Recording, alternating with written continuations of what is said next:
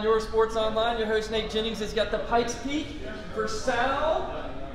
Woo! It's a brand new 2016 fresh out of the crate Pikes Peak Multistrada. So Sal, we're going to come to the front of the bike and do our tire safety warning first. The first thing we always tell every customer is to ride like we're riding in the rain for the first 50 to 100 miles, as we have acclimation to a new motorcycle, and we also have a silicone coating on that tire to help it pop out of the mold and preserve shelf life. We're running the Pirelli Scorpion Trail 2s, which were specifically designed for the Ducati Multistrada. We are going to have our Pikes Peak carbon fiber additions that you can see on the front here. We have our Olean suspension, our front damping system. The front damping system is adjustable, and you can tell it's the Oleans with its beautiful gold sheen there.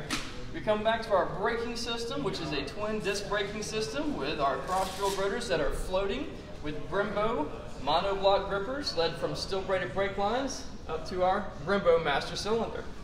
On the left side of the wheel, you will see a extra speed sensor pickup, and that's to work your ABS and your traction control levels out. We're going to scooch on back on the motorcycle. We have our beautiful LED bank angle lighting, our carbon fiber accenting here, and our red, white, and black graphics kit. Your motorcycle is going to be the Ducati Desmodromic system, twin cylinder, water cooled, fuel injected, and chain driven power plant. We have our serviceability that's real easy to go over, which is our oil fill, our oil sight glass located on the right side, and our oil drain obviously on the bottom, and filter in the front here. We have a rear brake pedal assembly with our little Brembo master cylinder located right in that area. That's going to be a steel braided system as well. It's leading those pipes up to the ABS module and then back to the rear braking system. We have our little bit of rubber damping in our foot peg assembly here to give us a little extra comfort on that bad boy. This is our rear master cylinder overflow. That's giving us our fluid level and our fluid clarity. Being the Pikes Peak, we get our Tamagani exhaust factory, so you have that beautiful carbon fiber canister on there. It gets you excited, Sal? Yes, it does. So we're going to have our big, beautiful, open, single-sided swing arm. That gives us better serviceability, as we can just pop our wheel off, removing this retainer spring and our axle, not having to pull off any chains or any brake calipers. We have our metal valve stem right there, so we don't have any rubber components, as this is our high-speed potential motorcycle. You said you're going to be cruising around town, but I know what you're going to do, Sal.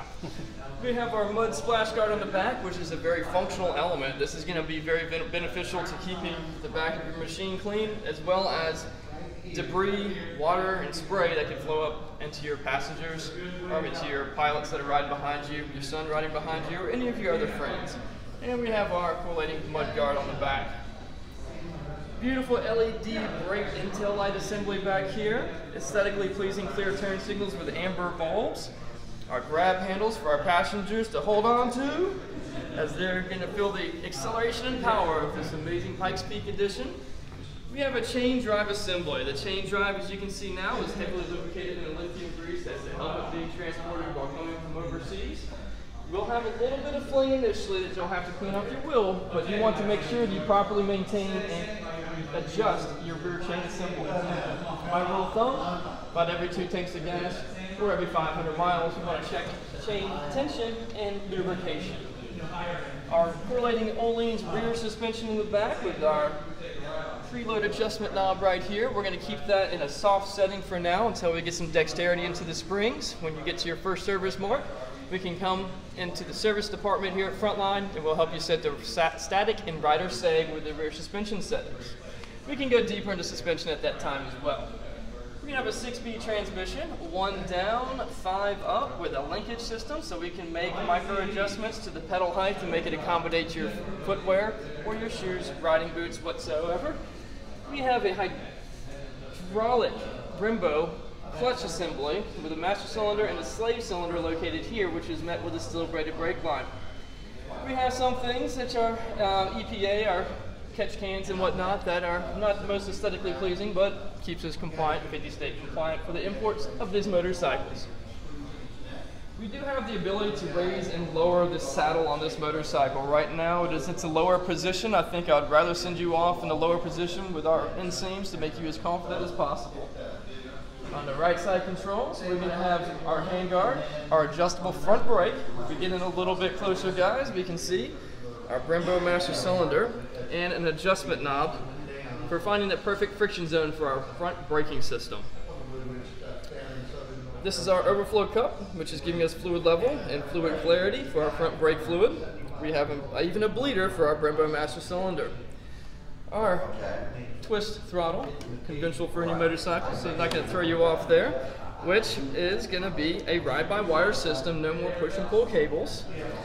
Run and cycle, start button, heated grips on the top, which we'll display in the instrumentation in a second where to find that. And we have our locking system to cut the motorcycle down. Carrying ourselves over to the other side of the machine, we're going to have our left and right turn signals in a normal location, our horn down at the bottom here, our menu selections and metering through our menus, our cruise control on our backlit gauges here. If we added auxiliary lights, you're pre-wired for that. Our high beam, which the high beam is a little different than maybe other machines you've had. We push out for a constant high beam, pull it back, and intermittently flash the high beam as well. Callie likes motorcycles too. What's up, baby dog? We've got our hazard lights as our last button to demonstrate on the left handlebar control. What's up, buddy? You want a treat, don't you? You want a Pikes Peak treat. So, this machine, you're going to have a key fob, so there is no ignition cylinder to slide that in. You can hold that key fob, and we keep it in proximity. We'll be able to turn this motorcycle on and see the beautiful display. So we're going to first of all go over what we have in here. Neutral, cruise control, our high beam, our low fuel warning, our turn signals. We're going to have lights that will illuminate for our shift lights at the very top of the instrumentation. You can see your tachometer, your Bluetooth. This is a Bluetooth featured motorcycle we'll get into in a menu selection later. We have our speedometer, gear indicator, side stand warning, what mode that we are in. We have our odometer, fuel level, temperature, what settings we are in for that particular mode, because we can manipulate that to exactly what we want. Our range on tank, consumption averages, those are things that we can manipulate. So our range on tank, we can change to trip 1, trip 2, trip time, and back to range. That is the top arrow button. Our lower arrow button, instantaneous miles per gallon, our average speed, our ambient air temperature, our consumption average, and back to instantaneous fuel consumption. Now we're going to go into selecting what option we want for what mode. We're not going to leave today in sport mode. To change that, we briefly tap the menu button here, and we can scroll from sport to touring to urban to enduro. We're going to go at sport and look at our engine selection is at high. Our Ducati traction control is at 4. Our ABS is at 2, and our Ducati wheelie control is at 2. Watch as we change it from touring mode. Engine medium, traction control 5, ABS 3, wheelie control 3. Then we increase even more. Engine low, 6, 3, 5. We go to enduro. We turn off our wheelie control, the minimalistic ABS and Ducati traction control, and our engine at low. So today on our departure, I want to select urban. Constant hold that button, and we have now switched to urban mode. Bam! As soon as it stopped blinking, you have solidification here, and your new values displayed on the bottom right hand corner of the screen. To go more in depth, we're going to use this we're going to use the over menu enter button. Constantly hold it, brings up our settings menu.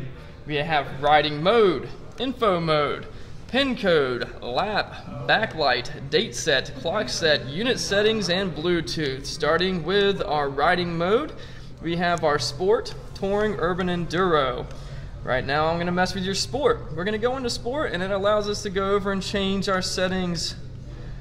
And we can hit the memory button and hold. That says memorized, and now we can go over to exit, and we have, back out of that, we have changed our engine settings and came back out. We want to go in, we can change our Ducati traction control, Ducati wheelie control, and our ABS levels. We're going to exit out of there and leave it all at default. If we did make a change, you can go back to all default. It's bypassing it now because we are still all default. Info mode, that's going to allow us to change our display. We have core, full, track, or an off-road display.